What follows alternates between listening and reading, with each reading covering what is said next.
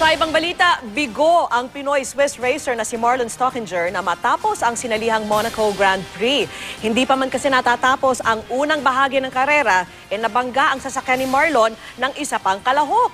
Maki-time out muna tayo kay Jamie Santos.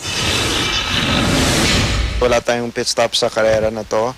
It's really hard to overtake. So feeling ko, my aim talaga is to just score points.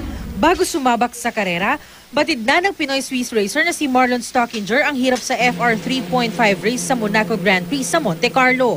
Pero desidido siyang manalo. Pero first lap pa lang ng karera, nahagip na si Marlon ng Colombian na si Carlos Huertas. Nahuli raw sa pagpreno si Huertas habang papaliko, kaya sumalpok ang sasakyan nito sa sinusundan niya noon na si Marlon. His nose went under the back of Marlon's car and that caused him to spin and stall the engine.